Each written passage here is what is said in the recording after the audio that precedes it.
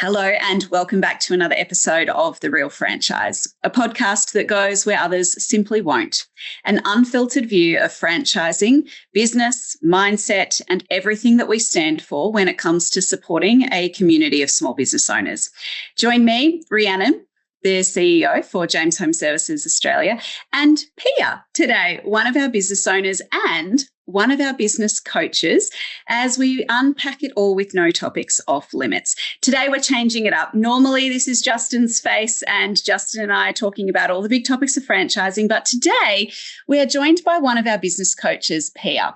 And we often do these videos where we actually introduce you to our business coaches because you may indeed be watching this because you're interested in a franchise, maybe you're inquiring with us, or maybe you're watching because you've been through our information process, you've decided we might be for you, and Justin has sent you this link because we think Pia might just be the business coach to help you reach your goals. So today, we are introducing you to Pia. Pia, your journey in our network is very inspiring, also very fast-paced, I will say.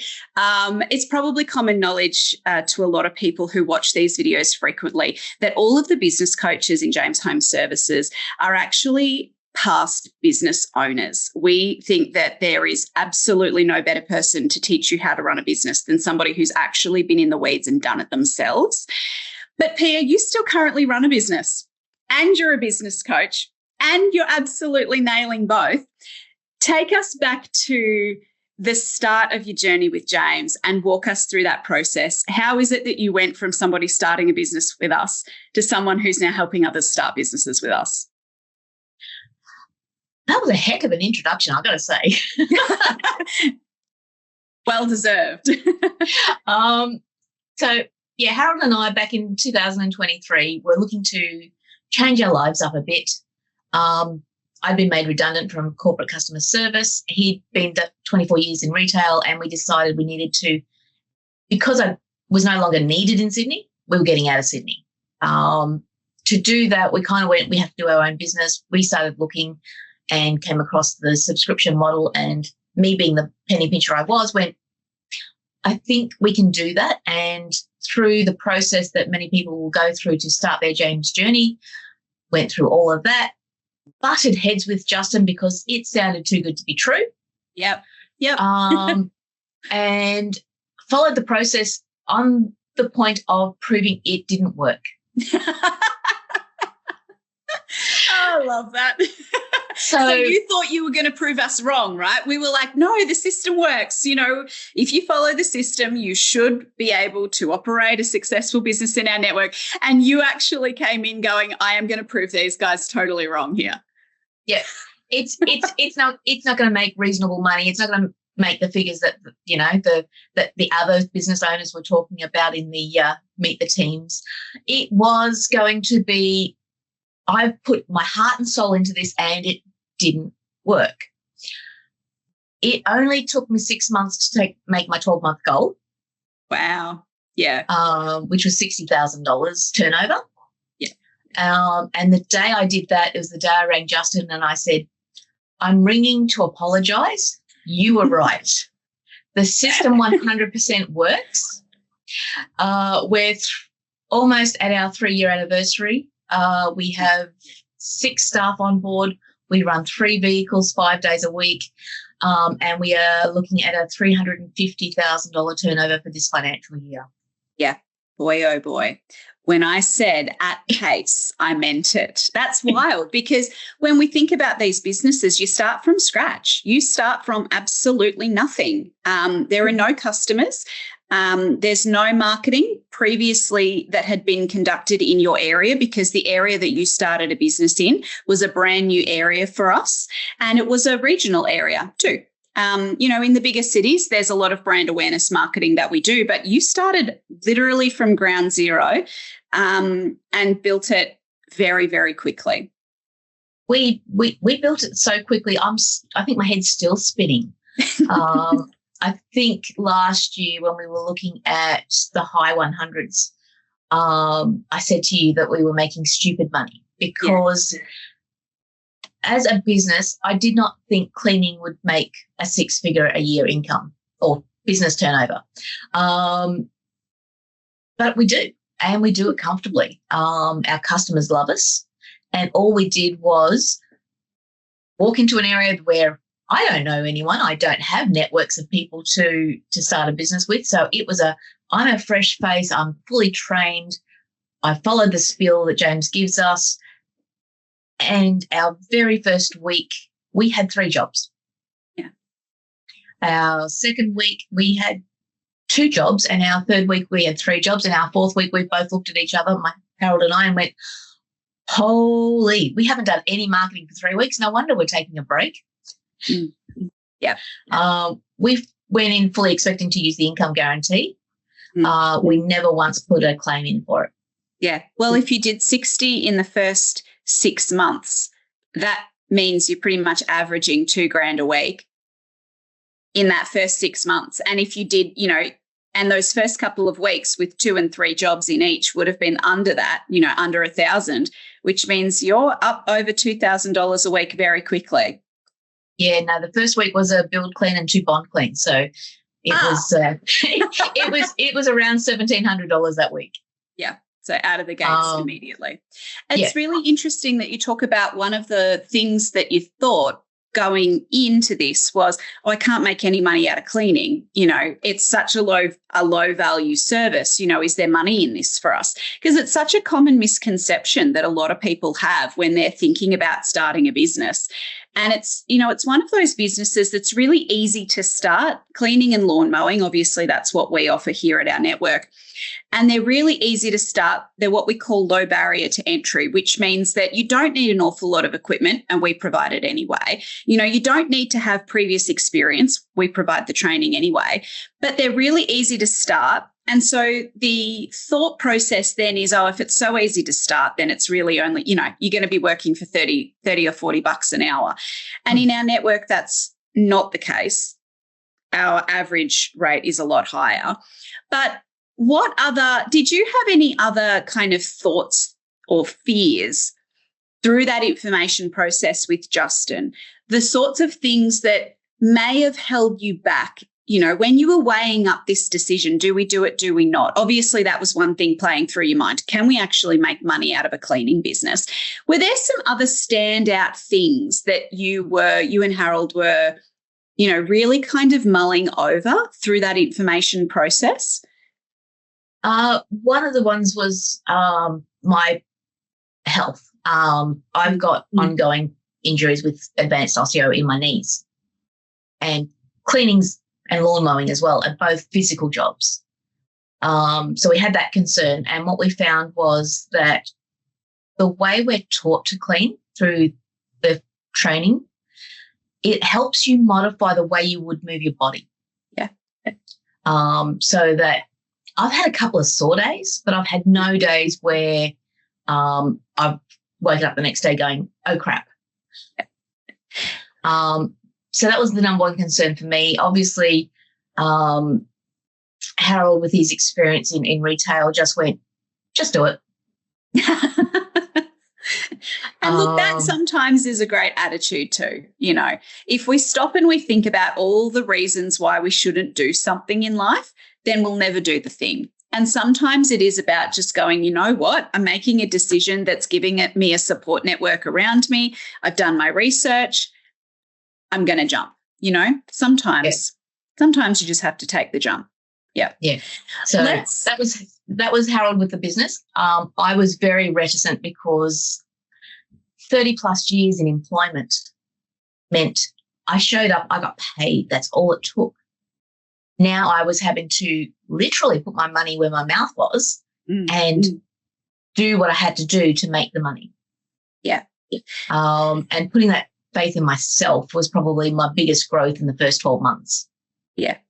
And in the new businesses that you've started, we're going to move on to now you becoming a coach. But just before we do, the sort of, I really want to talk about that journey from, business owner, coach and how that actually happened and how it happened so quickly.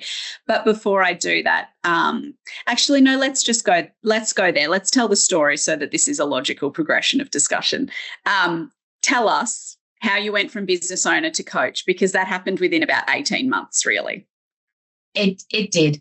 I'm going to take a step further back to some of my personal experience and employment experience. I was made redundant from a state manager role where I managed a team of 18 sites and 30-odd people in corporate customer service. So the tall buildings in Sydney that people walk in and they don't know where they're going, it's generally my team that was helping direct people and helping set up within the company I worked for things that created comfortable environments for people to come to work into. The company I was with went a different way, and so I was made redundant. But that initial helping build people's skills to be able to do what they do well has always been something that I have loved doing. And so with that background, my thought was always, because I appreciated the coach I had, I was always looking for that opportunity. And I think I said it was either yourself or Justin very early in the piece, if a coaching role becomes available, I'd like to be considered for it. Now, I'm thinking it's down the track. However, it happened that one of the business coaches left James, and there were a couple of options that the franchise could go. One was a newly sold franchise owner, and I know that Greg took the opportunity to come on board. Yep. But you saw an opportunity to start bringing somebody on board to help ease the workload, because there were a lot of people wanting to start their own business and joining James. Yep. So you reached out to me. It would have been about May last year. So I'm thinking it's probably 12 months ago now. Yeah, almost 12 months. And I kind of went, I need to put some things in place for my own business before I'm comfortable in stepping away. Yeah. And so in October, that happened. Mm. And so it's been coming up on 6 months. Yeah. As I've been transitioning into the role. Mm. What I love about your story to business coach in our network is just how open you were with us right from day one. Justin and I had no doubt in our minds that you were interested in becoming a coach. And at the same time, we're really cementing down our belief that coaches in our network really need to have run and owned and operated and built and lived and breathed one of our businesses in order to be the most effective business coaches that we could possibly offer to our new business owners. And so right from, I think it was even before you started, Justin had clocked your previous experience and he'd said to me, this is someone we might want on our head office team. And so I know that you planned to grow your business, and Harold is still doing that. You grew it, and now you've sort of transitioned that over to Harold being main person in the business, so that you can focus on business coaching. And I know you thought that was going to take a little bit more time, but honestly, we could just see the skill set that you possessed, and we had other plans for you. Yep. And we knew Harold was well and truly more than capable of taking the reins of that business and continuing that growth trajectory that you set it up on. So yes, he's well and truly on track to hit his $500,000 before we've done our first agreement. Yeah, he is. Why business coaching? Because look, you and I both know it's a tough gig. We are working with people when they are probably going through one of the most stressful times in their life. They've made this choice to start down a completely different path for themselves with the goal of bettering their position, bettering their financial stability, bettering their work-life balance, bettering the time they have available to spend with their other half, with their family. But that transition process into business ownership and growing a business, it's tough. We don't sugarcoat it over here. And it's really tough working with someone when they're going through a really stressful time, and when they've got all those same fears and concerns about will it work, won't it work that you had, because those are completely normal, why do you do it? It's hard. Why do you do it? I do it because I love sharing success. It was literally when the offer came through, I didn't hesitate to take it up. My belief is because I have so recently gone through what people are feeling, I still recall that anxiety and that stress and those sleepless nights and those 2 a.m. waking up thinking of 15 different questions that I need to ask. And that, I think, puts me in good stead to be able to empathise with where people are at. Yep. And then walk them through the fact that I was there and I'm still in business, so that when it comes to it, I can relate to every single thing that they're going to go through. Yeah. So we're coming into winter. It's going to be pouring down rain, and doing some of your marketing, which requires you to literally letterbox drop, it's not pleasant. No. But there's ways around it because I've done it. Yeah. And you had to get creative, and you can help others get creative. Yeah. And not having a network to initially reach out to. If there's a way to market your business, I used pretty much 90% of them in the first 3 months. Yeah. And I know we've got a vast array of try this, do this, try that. And I literally went through and, again, looking at making it fail. Trying to prove us wrong. Gee whiz, I'm glad it didn't. Well, we wouldn't be here today, would we? No, we wouldn't. No. I became such a strong advocate and realised that this system is, if you do what needs to be done, it is not likely to fail. I mean, there are things that can still cause a business to fail, but the system is designed to, if you walk the walk that the business asks you to walk, you're going to succeed at some level. And then we look at how to improve that.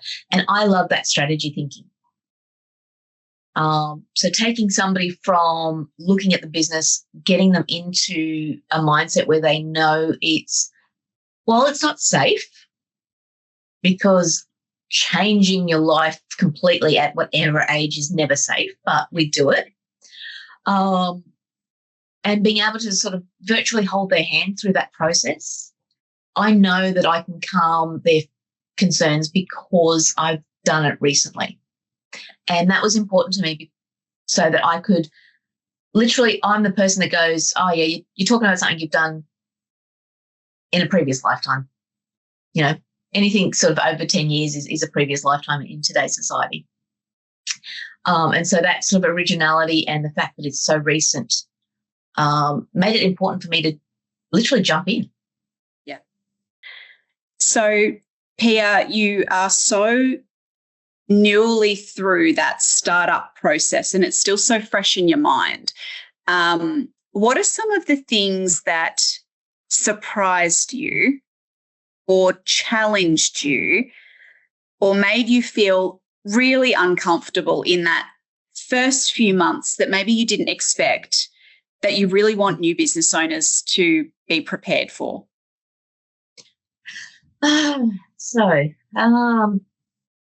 One of the things that we ask is for people in their business to introduce themselves to their neighbours. Now, my generation, you'd move into an area and your neighbours would come knocking, going, "Hi, how are you? Here's a casserole while you unpack." But of course, that doesn't happen these days. It's we're very isolated. So the idea of knocking on your neighbour's door to say, "Hey, I'm starting my own business and it's going to be cleaning or it's going to be lawn and garden care. Would you like my services, or do you know of anyone?" Yeah. That was probably the most daunting thing I've ever done. I don't mind talking to people and I'll talk to strangers, not a problem, but knocking on somebody's door was really where I kind of went, yeah. It's outside of everyone's comfort zone, isn't it? It really is. So that was probably the number one thing where I really pushed through what I was comfortable doing and going, you know what, this isn't going to work, so I'm going to prove it. And of course, it worked. Because that was my fallback. If I'm not prepared to do it, I can't prove it wrong. Yeah, true. And for my new business owners, that's one of the things I find for them is, okay, you're in your first, your second, your third week. What are you struggling with? What's your motivation to do it? And so what surprised me, apart from the fact that the system works, was how many people were actually after cleaning. Yeah. I literally thought, we moved back to Foster Tuncurry, which is where Harold grew up. We didn't think there was a lot of industries like in the cities where people go in to the city and they're coming home, so they're spending 12 hours away from the house. And I just thought, well, we'll do okay. Well, you know, we've discussed figures. I'm doing better than okay, and I'm one of the major employers in my area, which is something Harold wanted as part of his business. Yeah. And that was one of the things that surprised me. And the other thing was how quickly I undervalued myself. Oh, that's an interesting one. Explain. So we're given a guide on what a cleaning company should charge their customers for jobs. Yeah. And I kind of went, well, I don't think that's right. Yeah, it felt too high. It felt astronomically too high. There's no way people are going to pay that. Yeah. I have, since my third month, started increasing my prices regularly. Yeah. And we started at the low 60s an hour, and we're now up to an average of over 90 an hour. Yeah. Yeah. I think that floors most people because franchising is a difficult industry in terms of we're highly regulated. So often the big questions that potential new business owners have is how much can I earn? How much am I going to make? How many jobs? And it's like we're so highly regulated by government that we can't.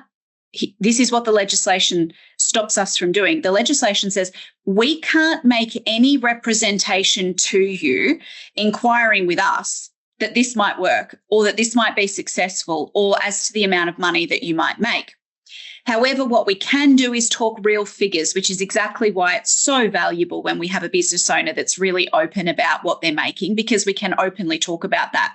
The other thing that I love to quote as a real figure in our network is our average hourly rate. And right now for cleaning services, it's $88 an hour and something. Like 3 days ago when I last looked, I think it was $88.60 an hour. Now that's prior to GST.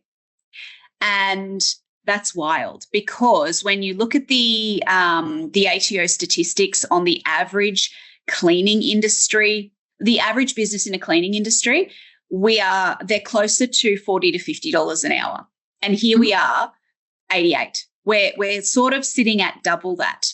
And it really does go to show that when you offer a very high value service, as in, you know, our service delivery is high value and the way we offer our service is a high value. Our brand, our reputation, our quality is high value. There is a lot of demand in the market for high value cleaners. And I think that's what you're describing. You found that you maybe didn't expect. Yeah, 100%. You know, there's definitely plenty of people that think that they can do a cleaning business and they go in and they clean the way they would clean their homes with products that they get from the supermarket, and hats off to them. It's a tough gig. Yep. However, the James franchise, and one of the reasons we went with them is because I knew nothing about business. I didn't know. I knew I needed a business plan, no idea what that looked like. I know I needed help in what good business looked like because I didn't know anyone in business. And so the framework that the franchise offered was 100% the way we were going to go down, and it just so happened that James is where we landed, and I am so grateful that we did because, I'm turning over six figures. I'm employing people who means that they don't need to go away from their families to find work, which happens quite a lot in regional areas. Yeah. And that's one of the reasons that Harold is continually building our business, is because he wants to be able to have people stick around. Yeah. That's really important in regional areas. Yeah. Yeah. And something that a lot of people don't think about when they're thinking about starting a business is that flow-on effect of a business operating in an area and the contribution that you are actually making to your community through your business. And it's employment, it's your spend, it's the supporting of other small businesses that you use to supply your business. There's a big economic contribution that comes when you own a business, and it's often not talked about as one of the benefits of business ownership, is that it's actually a vehicle to give back to your community. Yeah, 100%. And it is one of the things that, you can mention when you, as a coach, is your vehicle becomes your place of work. Yeah. And it gets serviced and it gets cleaned and it gets, sign written. Like, as I said, we've got 3 vehicles. So our signwriter guy knew my husband from when they went to school together. Oh, wow. But they've reconnected and of course he's doing our signwriting. And as he said, he doesn't take on a lot of new business because he's been around for 30 years. So we were very fortunate in that he accepted our business, but B, he's heard about us through the business grapevine. Yeah. And our reputation was one that he wanted to work with. So that's another thing that you don't actually think about when you're building your business, is that word of mouth from other businesses. Yeah. Means that you grow because your reputation precedes you. Yeah, that's it. And this is all the sort of stuff that our business startup system teaches our new business owners, because most of our new business owners come to us in exactly the same position that you and Harold did. Your business ownership became your income generator for your household, and you had no prior experience. And you wanted a system and you wanted somebody to guide you. And now you are sitting in the seat of being that guidance for other business owners. So I'm going to head us toward a wrap up now, but I'm going to ask one more question, which is actually 2 questions. Best part about being a business coach, most challenging part about being a business coach. And our podcast series, The Real Franchise is Real. So you don't have to filter. I don't think I would know how to filter. No, I literally do believe that by being open and honest, yes, people can make their own decisions on how they feel about something. So let's get rid of the messy one first. The most frustrating thing is that a business coach will spend 30 minutes to an hour prior to having a meeting with their business owner, and the business owner 10 minutes before the meeting makes a phone call, sends a text and goes, something's come up, I can't make it. Yeah. We don't set meetings a day in advance. They're set weeks and months in advance. So that's my frustration point, and my boxing bag gets a really good workout on those days. Because, and I'm going to assume that actually, that frustration point is probably linked to your favorite part of coaching, and the frustration is that you do this work because you want to help. Yep. So what's your favorite part of coaching? My favorite part of coaching is watching that light go on in people's brains when they get the system working for them. As it did for me. You put faith in this thing that you're told by lots of different people works. But the doubt is still there because it's such a big step. And my very first conversation with pretty much everyone once they start their business journey is, I'm so proud of the fact that they had the courage to take that step. Yeah. And I am. Every single business owner that I've started since becoming a coach, and every single business owner that started before I became a coach, that's a massive thing to put your faith in yourself and do that as a business opportunity. or an income opportunity, I should say, because it is the business. So watching people accept and get comfortable. One of my business owners, and I know he doesn't mind me talking about it, went from working away from home. And the reason he started his business was that because his kids were going to school and he wanted to be able to spend time with them. Yeah. And he started about a month before Christmas. And so he took the 6 weeks of the kids are off before he actually kicked into gear. And he was really comfortable with that. But I was feeling a little of, I'm failing this person because he wasn't meeting our targets that we expect from new business owners in their first few weeks. And when I found out it was because he was so much involved with the fact that he could spend all day with his kids, took the pressure off, and we put the pressure back on when school went back. Yeah. And he very quickly went, oh my God, marketing works. I'm getting leads. I'm getting jobs. I'm getting phone calls. My phone's ringing. And it was that sort of light bulb moment.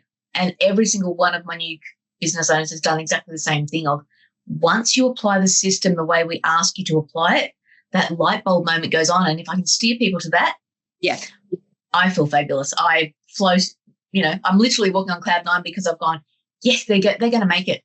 Yeah. And because they've had that same moment of realization that you and Harold did a few weeks in when you started that marketing again after the first couple of slower weeks.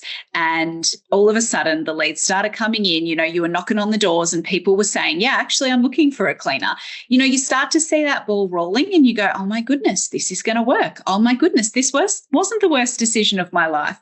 Mm-hmm. It must be a wonderful moment to feel. And of course, you know how that feels. And I can only imagine that it's 10 times more fulfilling when your dedication and persistence and your training and your teaching and your coaching and your guidance and all of the love and the heart that you're putting into somebody, a new business owner who's just fearful of the outcome. It must be even better to feel that on their behalf than it was even to feel it in your own shoes. It's probably a bad thing, but I've always taken my leadership role as a bit of a mama bear role. Yeah. I protect where I can and I show them how to fend for themselves, majority of the time. And when they do something that shows me that they're going to be okay, it really is a heart moment for me. Yeah, those are the good parts, isn't it? The parts where you can see in our business owners that they're on a roll. They're getting it. It's working. All the pieces are falling into place. Yeah. It's like I had a meeting with one of my brand new business owners. They went into an area they hadn't been before, but it's part of their area. And they had intended to get there, but they just hadn't, due to, life getting busy and jobs coming in. And they did the knock and drops. And sure enough, one person went, yeah, I'd love to. I didn't think anyone had come out to me. So they went and did the quote and they do the job next week. That's amazing. Yep. And it's literally, I can tell that story pretty much from all of my business owners. That surprises them that they get the yes. Yeah, that the system works. Yeah. It certainly does. You are living proof of that. And now you are part of the powerhouse team that we have in our head office group that helps other new business owners see the same thing. Yeah, and I definitely don't envy Justin marrying us up to, business coach to potential business owner, because with the four of us that we have in head office that have come from, we've all come from businesses with James. And while I'm still the youngest, everyone brings to the table that heart and that warmth and that desire to help others build something that they can manage and control. I think that speaks volumes to why we're all here with the franchise. Yeah, we are incredibly selective of who our business coaches are. And I believe wholeheartedly that we have a total A team, and you're part of that. And I think that that's a natural place to wrap this discussion. Thank you for joining us on this episode of The Real Franchise. If you're listening, I hope that Pia's story and, you know, being so open with some of the concerns that she had throughout that information process. And even when she was first starting out in those first few months, I hope that some of those concerns have normalized them if you're having them too. And Pia, thank you so, so much. There is not, we really do have like the A team. I've only been working, you know, full time in building my career for 13 years or so, right? But I've worked in a few different workplaces, and I have never worked with such an incredible team of passionate and dedicated individuals who will go above and beyond every single day for our business owners. It's an absolute privilege to walk beside you and everybody else in the head office team. Thank you for being so willing to jump in as a business coach. Honestly, the business owners that score you, they might think they know how lucky they are, but they have no idea how lucky they really are. Thank you so much.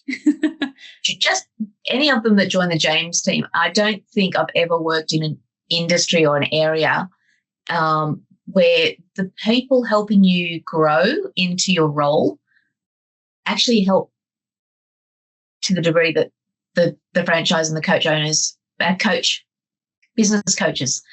Holy dooly, my words got mixed up. Sorry, that's okay. Sorry, guys. Anyone who lands me as a coach knows there are days where my words will not find their way through my mouth. All the same. But yeah, it's one of the things that I loved about stepping into the James franchise was that openness of everyone to share their knowledge. And becoming the coach that's probably it in a nutshell, is the fact that as a franchise, we are wanting to help other people succeed. And that's very rare today. I could not have ended this episode on a better note. So on that note, thank you so much for joining me, Pia. Thank you, everybody who's made it this far in the video, for listening. I hope it's been valuable. And I hope you might join us again very soon for another episode of The Real Franchise.